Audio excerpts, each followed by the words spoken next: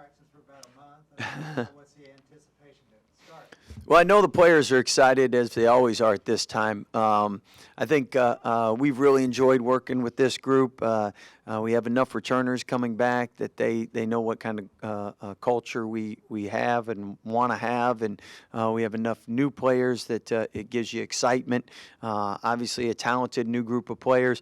Probably the only negative thus far has probably been that it seems like some years you go through more injuries than others, and this year seems to be one of those. We've been so blessed the last couple of years not to have injuries where people were out extended periods of time, but we've had a season-ending injury, and then we've had three long extended injuries where it's made it hard for us to know rotation-wise, lineups-wise, who plays well with who. The good news is hopefully everyone's back and playing for the first game, but I would think in the first couple of weeks, we'll probably learn a lot more about our team. And normally you're going in and you're like, I like this group. They play well together. And then we go to here. And I think we'll be figuring stuff out a little bit longer because of that, though. Coach, when you reach the, what I think many would consider a season-long pinnacle of the sport, Yeah. now what do? Do you push higher, or do you say, hey, that felt great, let's do it again? Yeah, well, I think first it's a great opportunity from the standpoint. So few have ever been able to go back to back, and that's obviously a goal is always to win the last game of the year. But for us, we know how hard those are to accomplish, and each and every day we want to go 1-0, and hopefully let the chips fall where they may. But the exciting part is we have that opportunity to do something really historic. Coach, last year it felt like Matthew Meyer always stepped up when you needed him most out of nowhere. This year he's going to be kind of the guy, the focus. How have you seen him transition into that role to get ready to be the guy all the time? Well, I think first and foremost why we've been so successful is because of the depth that we've had. You look at last year, our bench was so good, and I called it a starting rotation, and hopefully we have something similar this year because if you don't have a bench, it's very hard to accomplish what you want to accomplish as far as everybody starts out the year wanting to win conference, wanting to go to postseason, wanting to be successful in postseason. So with us, I think Matt's somebody that like Adam Flagler, like Flo Thamba, people that have been in the program longer, their roles normally grow, and hopefully they're able to perform at the same level, just with greater responsibility. At the same time, many hands make light work, and there's a lot of great other players around all our guys, so it makes it the last couple of years as a coach, I always think, all right, am I boxing one in this team, or are you triangle two? And we've had too many weapons, and hopefully it stays the same. Do you still find yourself in practice being like looking for Davion, Jared, Maceo, Marcus? Oh, wait, they're not here. No, I look for them on NBA TV at night. So, but amazing the summertime they all had. Jared was the leading scorer in the exhibition season. Davion's off to a great start. Maceo's already had a double-double in the G League, and I know Mark's really grinding and hoping to play on Sundays sometime soon. So really excited for all their success, but also excited how they always check in with us, want to see how the guys are doing, and talk with the guys still on the team and help them out. Preseason, what's the scary, exciting part of that first, live game against another team? Well, you always get that excitement in your first scrimmage or exhibition game, and then your first game. It's always different because it's first time under the lights with fans. So I know there'll be a lot of excitement. Definitely dropping the banner and getting the rings is something that everyone's going to remember for a long time, and then. After that, it's on to the season. And first games, people are always excited. You don't have to come up with great motivational talks, but just making sure everybody stays focused and doesn't try to do too much or get too excited too early. And that's why having guys that have been through the wars before always makes you relax more as a coach, especially early in the season. Do you know what the rings look like, or are you going to be surprised on That's a trick question because our guys have no idea what they look like. I've gotten a sneak peek, but everyone's going to be really excited.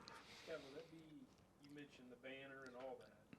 Will that be pretty emotional for you think? I know it's going to be exciting. I don't know emotional like tears, but definitely it's something that I know I'd love to get used to experiencing more and more. Scott, how have you seen Meyer grow since he's been here?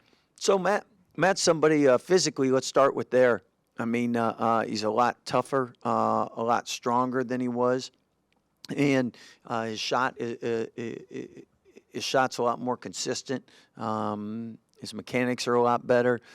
Defensively, he knows our system better. He rebounds better, and his passing is really improved. He's gotten more consistent with that. So Matt's somebody that each and every year he's become more consistent and bigger, better, and stronger, and hopefully that continues throughout the year this year. And the one thing is playing longer minutes. You have opportunities to let the game come to you more rather than maybe coming in and having to force things at times. So hopefully he can do what he did last year and even be more efficient and effective. What's the, one particular, go ahead. Yeah, okay. One particular are you looking for in this first game? Is it just kind of wanting to see what you have, or is there some specific goals to call out? Well, number one is always to win, and then after that, and again, that's what makes college basketball college basketball. There's 353 schools, but with the parity and in the portals, I mean, you're going to see a bunch of upsets in the first week, and that's college basketball. So each and every night, you have to be ready to play, and you have to bring it. So that's first and foremost. The second thing would be just because we haven't had as much an opportunity to see how guys play together, and obviously it's the first time we've played under the lights, so it's different practicing than it is playing, and some players perform better in games and some in practice, and the only time you know that is after they've had opportunities to do that. So we have 4 players that are new to the program and anxious to see how they respond. You talked about, how you need to be so hyper-focused to be able to win on a nightly basis. Do you let the guys soak in on everything that happens pregame, or do you, Yeah. how do you flip that switch then so quickly? Yeah, that's something that's not easy to do, but it's a blessing to have to do. So hopefully they're going to be excited and they're going to enjoy the moment. And then when we bring them back into the locker room, hopefully we can refocus them. And then obviously once the game starts, a couple minutes into it, then everything becomes and returns to normal. Scott, what is it, adding a Kenjo to the team? What does he bring? So James is somebody that's his 4th year college. So he's experienced. He's seen great competition in the Big East. He's seen it in the Pac-12. So there's just a calmness. There's an experience that he brings, and defensively he can really get after you. It's hard to compare anybody after Davion, but he has a chance to be one of the elite college defensive players. I think his 4-game continues to improve. Assist to turnover ratio, he was good at Arizona and Georgetown, and I think he's even improving in that area. And then he's always been able to score, and with more scores around him, hopefully he can be more efficient in his scoring as well. Coach, such a unique offseason for you, obviously. You've been in parades and morning shows and all of that. How ready are you for that first whistle to blow so you can just get back to being a basketball coach and get back in the grind of the season? Well, you're really always a basketball coach because you practice pretty much year-round now. So we get that part in. It's just a different sense of urgency and excitement when it actually goes in the win-loss column and when there's people in the stands. So I think everybody's really excited about that. And, I mean, you really – once you win the championship, I mean, you have all summer together. You have all fall. And players probably, if it was up to them, would have started playing games in the beginning of October. If it was up to coaches, we'd all have another couple weeks of practice. So I think it's a good fit for everybody getting season underway, and no postponement like last year. On Dane Danger, what can we expect from him this year? What are you expecting from him?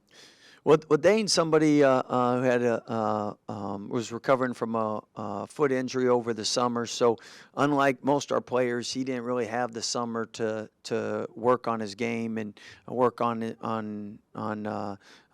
just adjusting to offense and chemistry with the guys. So he's somebody that each and every day playing kind of catch up right now. But he's got great hands. He really rebounds well. He can score around the rim, and he's getting much better defensively, moving his feet and learning our defensive scheme and what to do. He had a foot injury basically at the end of last year, and it took all the way till the fall for him to get back out and competing in practice. So it'll take him a while still to get caught up to date with everything. Scott, what are you expecting from Adam Flacco? Adam's been out for a while with an injury as well, and so it might take him a little bit out of the start of the season to get back acclimated and used to things and game shape. But prior to his last two injuries. So he had an injury, he started to come back, got another injury. So bigger role, bigger leadership role. He's done a good job improving his ball handling skills, handling it a lot more, creating for others more. But at the same time, a gifted scorer. And defensively, hopefully can help pick up that role. You had 3 players that were top 15 defensive players of the year. Hopefully he can continue to grow in that area as well. Coach, out of all the things that you got to do this offseason, whether it was the airport or the parade or going to the NBA draft, was there one thing that stuck out in particular that you enjoyed the most? No question, the parade. The parade was by far and away just seeing all our past basketball players and alumni get a chance to be recognized and their excitement, and to see all the fans and to see their excitement. That was definitely a moment that none of us will ever forget. At the same time, I know all the great opportunities. I was so proud how the staff and players carried themselves and represented our university as they continue to help make Baylor fans out of the nation that have been so impressed with how they've conducted themselves. Coach, you talked about how most coaches would still want a couple more days or a week to get ready. As we're in that week of the game, Uh-huh. what are those kind of days, final kind of days in terms of practice, and what you want to get accomplished? Well, with us, it's a little different this year from the standpoint we're getting a couple guys just back off of injuries, Kendall and Adam. So we're trying to get as many reps in as possible to get them used to 5-on-5 and also get our team a chemistry and a flow and a continuity of playing together. So probably playing a little bit more than we normally would the week before, just trying to, again, give them experience and get us ready. No, because you'd hope that you didn't have the injuries we did, and then that way you'd had the last 3-4 weeks of really ironing out rotations and who plays and meshes best with who. But again, all's well that ends well, and hopefully we have everybody game time. What was your take on Texas and OU announcing their move to the SEC pretty soon, and then the teams that you're going to be adding to the Big 12? Yeah. Well, I love Ken Palm Analytics. Since 2014, we've been the best conference in the country. And if you take out Texas and OU and add the other 4 schools and you run the simulations, we're still the best conference in the country. So if you're a basketball fan, you've really been blessed with the best basketball in the States right here in the Big 12, and it'll continue. So I think that's really exciting for us coaches because we've all worked so hard trying to maintain and keep the best conference in the country, and excited for the additions. Scott, Jeremy, and Kendall, will their athleticism be a big plus for the team? Well, most definitely, and not only their athleticism, their skill set too. I mean, both of them have a good feel for the game.